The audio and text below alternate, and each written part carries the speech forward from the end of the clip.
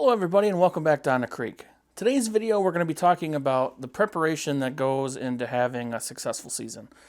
So you really only see a very small portion of what goes into my season here at On the Creek, and when I film videos you really only see the fishing and the catching part. So I wanted to do a video and kind of talk about the prep that I do that goes into it. Also, we're almost to 500 subscribers, and that is our goal. I don't have a time limit on it. It was supposed to be by 2021, but with COVID and everything, I didn't put out as much content as I wanted, which means the channel didn't grow as fast as I'd liked.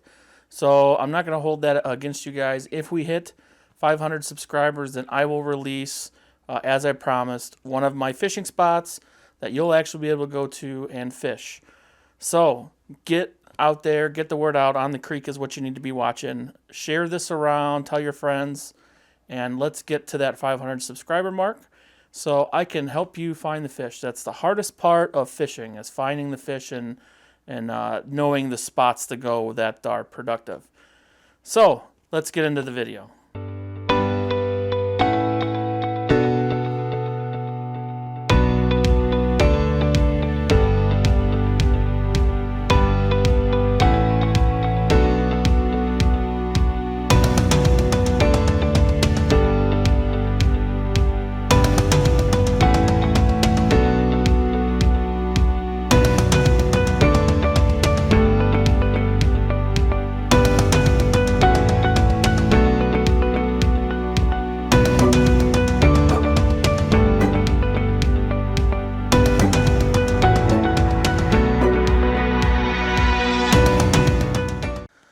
Okay guys, so today we're talking about the prep work that goes into having a successful season.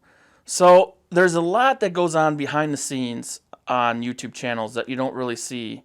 Not about the filming, but about the prep for fishing. And it's kind of misrepresented, I think. So I wanted to take a video and talk about that. So even when I post a video of a fishing adventure that I went on, I may have been fishing for 7 hours and cut it down to a 10-minute video. So that's not even talking about the prep time that went into it. So let's talk about that for a minute. First of all, when I start prepping, I start with research. And I usually start right after the end of the next season. And I look at, where am I going next year? What am I doing next year? What do I want to accomplish next year? If you answer those questions, that's your start right there. So once you get an idea where you're going, what you're doing, where you need to be at, you kind of can move towards that goal. And there's a lot of resources out there to find the answers to those questions. There's websites. I know Michigan DNR has a website about access and different lakes and what you can do, but I prefer like resources like this right here. And I have a couple. I have the Michigan Fishing Maps book, which I plan to get a couple more because I love that book so much. I just got one last year, and it's really helped me find spots and fish species that I want to chase in lakes that I never would have known or found on my own unless I stumbled across it. Also, I have an all sports or an all outdoors atlas that helps me find legal places that I can fish and legal access. So let's talk about legal access. And I know there's a lot of videos out there that, cops called, and I know that there's a lot of Karens out there that think that they own the water. But let me give everybody this piece of advice. This sport is sometimes misunderstood. And I think that as sportsmen and as fishermen, we really need to handle these confrontations with a level of respect. Because if we go in here, balls to the wall, and get into a big, huge, drawn-out confrontation, police called, because we're not being level-headed as anglers, then it can really give a bad name to the sport. And that's not something that we want to happen, because if we get a bad name to the sport, then our access will shrink. We'll have less opportunities to fish, and it can make things really hard for an angler. So next time you're fishing and a Karen gets involved, do your best to keep your cool, but know your rights. because you should never let anybody push you off a spot that you have legal right to be at, but there's a way to do everything reasonably and responsibly. So now that I did my public service announcement, let's move on to the next thing. So after you figure out where you're going to go and what you want to go after, the next thing that you should do is research techniques, tips, tricks, so on and so forth. I try and give those away on my channel for things that I know how to do so others can see, but there's a lot of good information out there. So we live in this world, in this age, where information is at your fingertips at all times. I come from the 90s. When I started fishing, if I wanted to know something, I would buy it, get out, and do it and try it. Now, I don't have to do things that way. I can get on the internet and get some, information, and I use YouTube a lot. Even though I do a fishing channel, I watch several other fishing channels about things that maybe that person knows more than I do. A couple that I like to use is Linder's Angling Edge, Catfish and Carp, and there's some others out there, the Guggen Squad. Everybody's watched Guggen Squad once or twice, and there is things that I've learned from them, and there's things that I've learned from a lot of just little podunk 30 video YouTube channels. And you know what? You just gotta kind of watch them and see. Okay, so now you've done your research, you figured out what you want, you've researched tips and tricks and techniques, and you have an idea where you're going with those. The next thing you need to do, in my case, is get rid of last year's guide and replace it with this year's guide. Every year, the Michigan DNR, and I'm sure other DNRs, put out a rule book of what and where and how and regulations, and it's very important to know the law. Remember, guys, when you're standing there with a DNR officer, ignorance is not an excuse. You can't say, well, I didn't know. A lot of times they give you a ticket anyway. So, know your rules and regulations. Very important.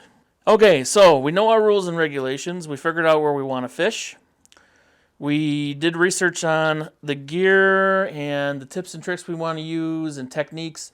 So the next thing you need to do is acquire the gear that you need. Now, this is going to happen over time. As you grow in the sport and learn, your tackle supply will grow. You'll learn what works and what doesn't, and you can plan accordingly. But like, for example, this year, I am doing a lot of new techniques, and I plan on fishing in a lot of different places because I've acquired a boat. And I kind of had to make sure that I had things like spare reels and, soft plastics that I'm going to use for jigging. So, I went to Cabela's today, and I added to my supply. Another thing that we want to think about is safety, having rope.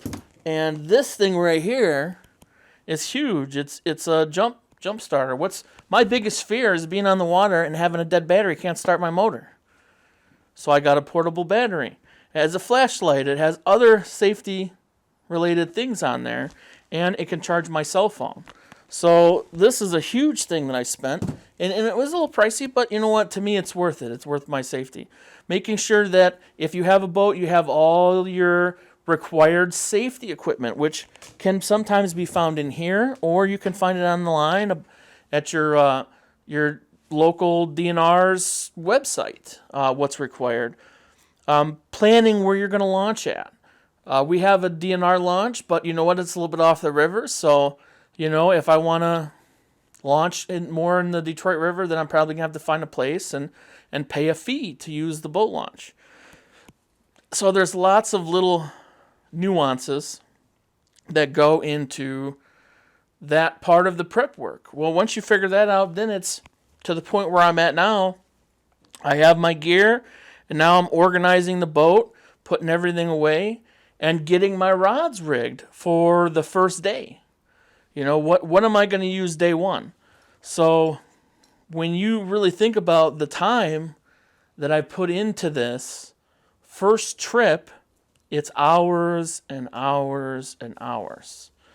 I've really spent time watching YouTube videos, buying gear, and I don't buy it all at one time. I try and spread it out so that it's not one big, huge bill.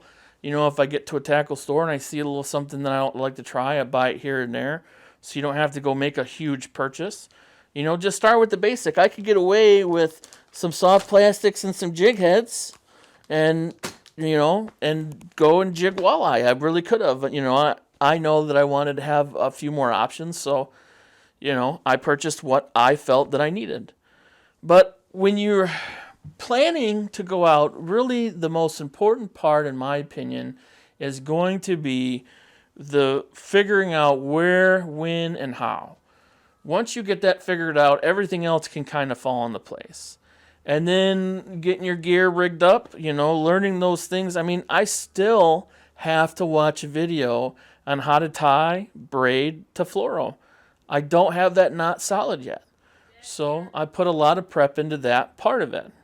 Well, guys, I'm going to end the video here. I hope you enjoyed it. I hope you learned something. And if you have any questions, leave it in the comments. Thanks for watching On the Creek. And remember, guys, get out and live.